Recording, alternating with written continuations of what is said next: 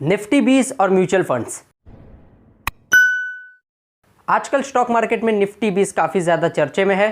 तो आज की इस वीडियो में हम देखेंगे कि किस तरह निफ्टी 20 और म्यूचुअल फंड्स एक दूसरे से अलग है, यानी कि क्या है दोनों के बीच में डिफरेंस। दोस्तों, निफ्टी 20 के बारे में मैंने ऑलरेडी एक डिटेल वीडियो बना रखी है जहाँ पे निफ्टी 20 का A to Z सारी चीज़ें मैंने कवर की है। साथ ही ये भी बताया है कि निफ्टी 20 के द्वारा किस प्रकार से आप 5000 से 1 करोड़ तक पहुँच सकते हो। तो उस वीडियो को ऑडियंस की तरफ से अच्छा रिस्पॉन्स आया है और इसीलिए मैं आज भी आपके लिए निफ्टी 20 और म्यूचुअल फंड्स रिलेटेड एक वीडियो लेकर आया हूँ। तो आई होप कि आप इस वीडियो को भी उतना ही प्यार दोगे। तो चलिए देख लेते हैं कि निफ्टी 20 और म्यूचुअल फंड्स में क्या है डिफरेंस, क्या है दोनों के एडवांटेजेस, क्या है दोनों के डिसएडवांटेजेस। तो इस वीडियो को अंत तक देखना और वीडियो पसंद आए तो वीडियो को लाइक कर देना और चैनल को प्लीज सब्सक्राइब कर देना। हे गाइस, मैं हूं मोहित लांबा, आप देख रहे हो स्टॉक एंड क्रिप्टो। चलिए शुरू करते हैं।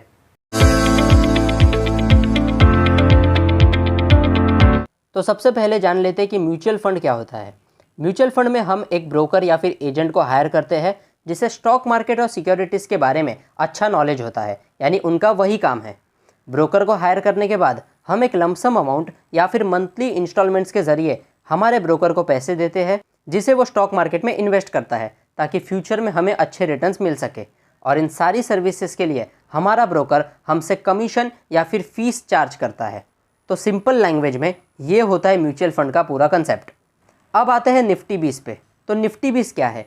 निफ्टी 20 ये एक ETF है, यानी एक्सचेंज ट्रेडेड फंड, जो स्टॉक्स और म्यूचुअल फंड्स दोनों के कंबाइंड बेनिफिट्स प्रोवाइड करता है। यानी बेसिकली ये भी एक स्टॉक ही है जो शेयर मार्केट में लिस्ट है और जब हम ये स्टॉक खरीदते हैं तो हमारा पैसा ऑटोमेटिकली निफ्टी 50 की टॉप 50 कंपनीज, यानी निफ्टी 50 जो इंडेक्स है उसमें जो टॉप 50 इंडियन कंपनीज है उसमें ऑटोमेटिकली डाइवर्सिफाई होकर इन्वेस्ट हो जाता है। तो अब तक हमने देखा कि म्यूचुअल फंड क्या होता है और निफ्टी 20 क्या है। तो अब देख लेते हैं कि इन दोनों के एडवांटेजेस और डिसएडवांटेजेस क्या है। तो सबसे पहले देखते हैं कि व्हाट आर द बेनिफिट्स और advantages of mutual fund. Mutual fund का पहला एडवांटेज है कि एक्सपर्टाइज ऑफ योर ब्रोकर।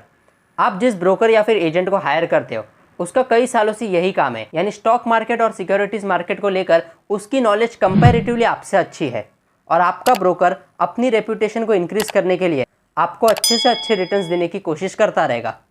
तो आपके ब्रोकर की एक्सपर्टीज़ की वजह से हो सकता है कि आपको अच्छे खासे रिटर्न्स मिल जाए। तो म्यूचुअल फंड का ये one of the best benefit है। म्यूचुअल फंड का दूसरा बेनिफिट है you personally don't need to track your investments.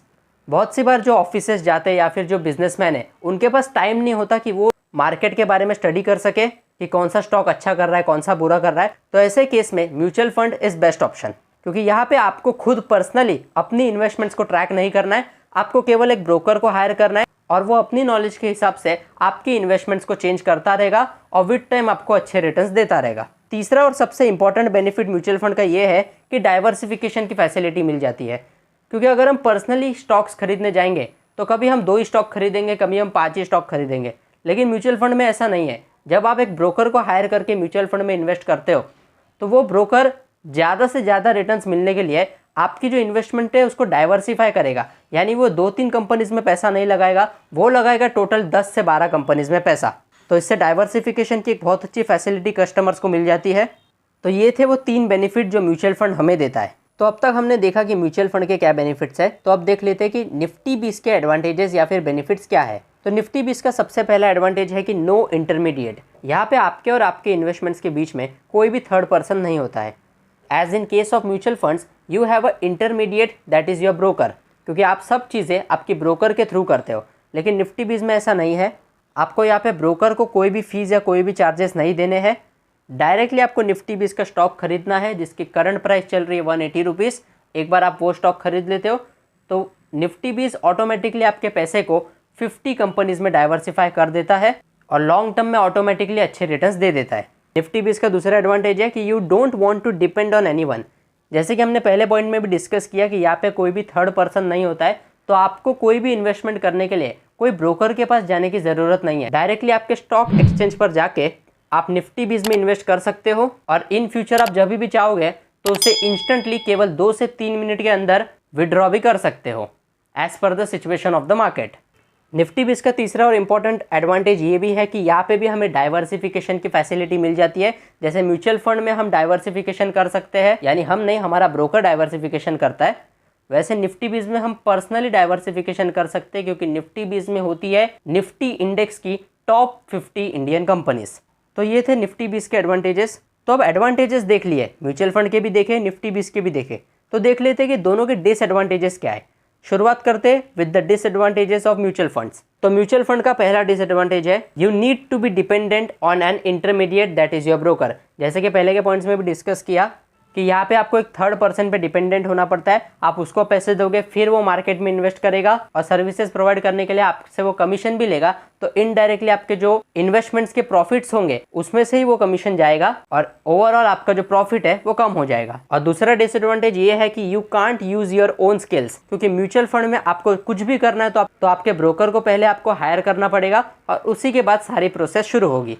तो ये दो डिसएडवांटेज थे म्यूचुअल फंड के। निफ्टी भी इसके डिसएडवांटेज के बारे में बात करेंगे तो इसका एक डिसएडवांटेज एट प्रेजेंट सामने आता है कि आप निफ्टी बीज में जो टॉप 50 कंपनीज है उसमें इनडायरेक्टली आपका पैसा इन्वेस्ट हो रहा है।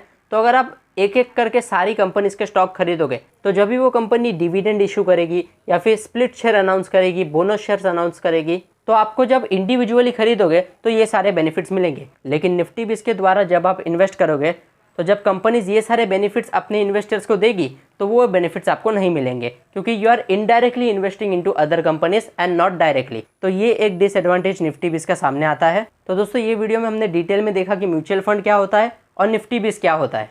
और दोस्तों यहाँ पे मैं ऐसा नहीं बोल रहा कि म्यूचुअल फंड बेकार है और निफ्टी बीज बहुत अच्छा है, दोनों अपनी अपनी जगह है।